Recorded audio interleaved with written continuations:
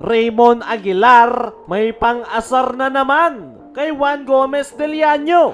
Ang mga unsung heroes ng Barangay Ginebra sa nakalipas na Game 1. Ginebra nga ang unang nakakuha ng panalo sa nakalipas na Game 1 semis kontra San Miguel Beermen. Si RJ Abarrientos nga mga chong ang player of the game at wala ngang kaduda-duda yan dahil tinake over nito yung dulo ng 4th quarter.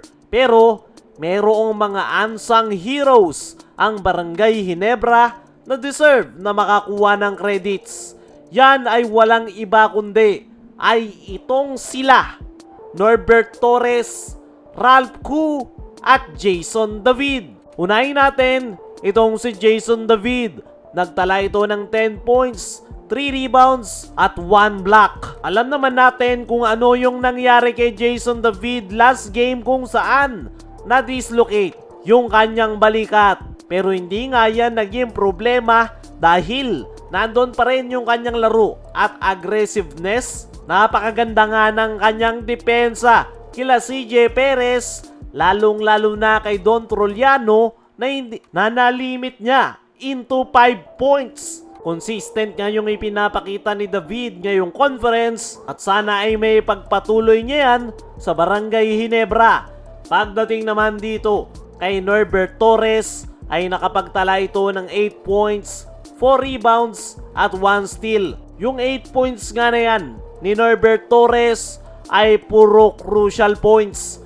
Grabe nga yung kanyang mga crucial shots. Kaya naman yung ending ay napilitang lumabas si Junmar Fajardo sa ilalim. Kaya naman mas nagkaroon ng opening yung ibang mga players ng Ginebra. Si Norbert Torres rin yung pinaka nakipagbalyahan kay Junmar Fajardo sa loob ng painted area dahil hindi na kinakaya ni Japet dahil sa sobrang pagod dahil hindi nga basta-basta yung pagdepensa kay Junmar. Kung wala si Norbert Torres ay siguradong baka nilamon lang sila ng buo ni Junmar sa loob ng painted area.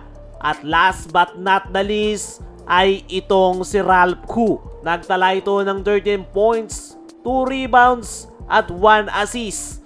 Napakataas ng kumpiyansa netong si Ralph Koo lalo na kapag binibitawan niya na yung kanyang mga outside shots. Para sa akin mga chong, yung outside shot netong si Ralph Koo yung pinaka naging dahilan kung bakit nakuha ng Barangay Ginebra ang panalo sa nakalipas na Game 1. Dahil noong 4th quarter, dinadaan na sila ng San Miguel Beermen sa loob ng painted area. Mabuti na lang talaga ay naikonekta ni Ralph Koo at Norbert Torres yung kanilang mga outside shots dahil doon talaga nag-collapse yung depensa ng San Miguel. Dahil sa outside shooting ni Ralph Koo at Norbert Torres, nagkaroon ng spacing para mag-take over si RJ Abarrientos. Dumako naman tayo dito sa kabilang balita. Raymond Aguilar may pang-asar na naman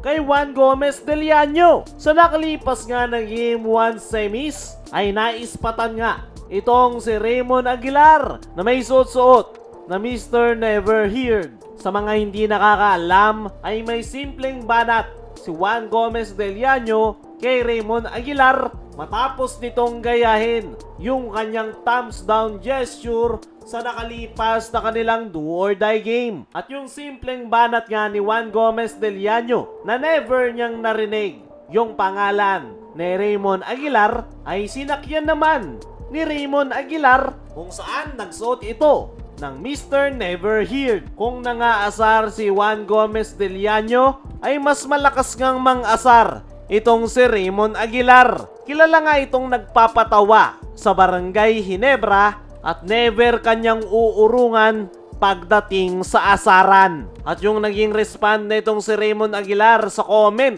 ni Juan Gomez del Llano na never niyang narinig yung pangalan ni Raymond ay ipina-t-shirt niya pa dahil hindi nga nababother itong si Raymond Aguilar sa trash talk na binitawan ni Juan Gomez del Llano na hindi niya kilala si Raymond Aguilar. As of now ay tumangging magpa-interview itong si Raymond Aguilar patungkol sa t-shirt na kanyang suot-suot. Pero very obvious naman na yan yung kanyang naging respond sa comment ni Juan Gomez de Leaño. Kayo mga chong, ano ang masasabi nyo sa respond na yan ni Raymond Aguilar kay Juan Gomez de Leaño? Ano rin yung masasabi nyo sa mga unsung heroes ng Ginebra? I-comment mo lang dyan sa ibaba.